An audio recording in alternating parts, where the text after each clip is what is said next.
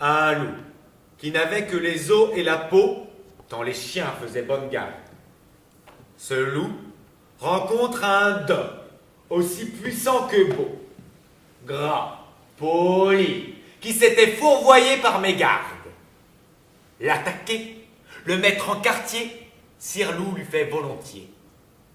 Mais il fallait livrer bataille, et le matin était de taille à se défendre hardiment. Le loup donc l'aborde humblement, entre en propos et lui fait compliment sur son embonpoint qu'il admire. Il ne tiendra qu'à vous, beau sire, d'être aussi gras que moi. Là, c'est Kevin qui n'est pas dans la lumière, c'est ça? Oui. Donc, après, on peut tricher un peu, c'est-à-dire que quand il vient vers moi, ça peut être « Il ne tiendra qu'à vous, beau sire ». Comme ça, je lui laisse la place pour rentrer dans le... Tu vois? Ok. Ça peut être ça. Kevin Kister, là, c'est la pause avant de reprendre les répétitions. Ouais. Vous êtes le deuxième comédien sur scène, aux côtés d'Hervé. Vous pouvez nous parler un peu de votre rôle?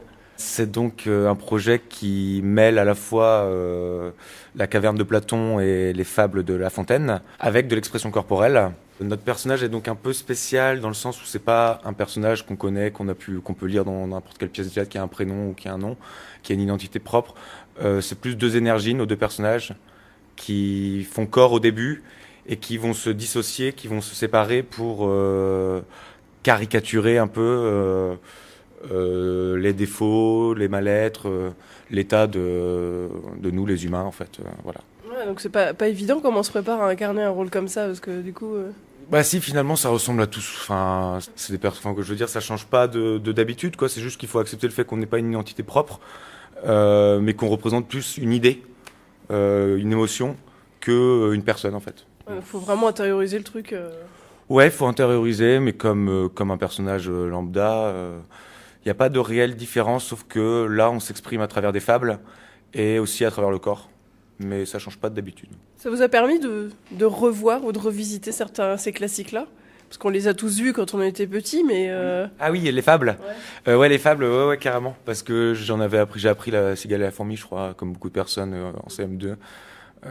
J'étais très mauvais en plus pour apprendre les textes. Donc c'est une belle revanche alors. Ouais, c'est une revanche, ouais, c'est rigolo. Et puis j'avais oublié à quel point les fables étaient très pertinentes sur la condition humaine. J'avais complètement oublié ce truc. Donc c'est top. Alors pourquoi il vous tient à cœur vous ce spectacle? Qu'est-ce qui vous a séduit dans ce spectacle, dans cette proposition? Le corps. Le fait qu'on va travailler, quand Hervé m'a dit qu'on allait travailler le corps cette année. Bien sûr, on travaille toujours un peu le corps quand on fait une pièce de théâtre, mais là, il y a vraiment des moments purement corporels.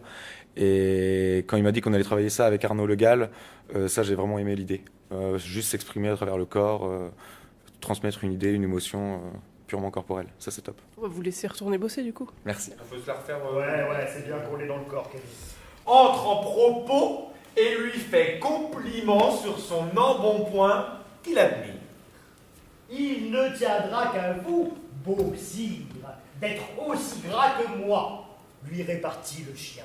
Quittez les bois, vous ferez bien. Vos pareils, ils sont misérables. Cancres, airs et pauvres diables, dont la condition est de mourir de faim. Car quoi? Rien d'assuré, point de franche lipée, tout à la pointe de l'épée. Suivez-moi, vous aurez un bien meilleur, n'est-ce pas? Le loup reprit. Que me faudra-t-il faire?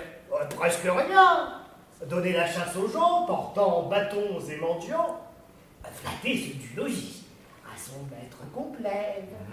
Moyennant quoi, votre salaire sera force relief de toutes les façons. Oh! Os de poulet. Oh! Oh! Os de pigeon. Oh!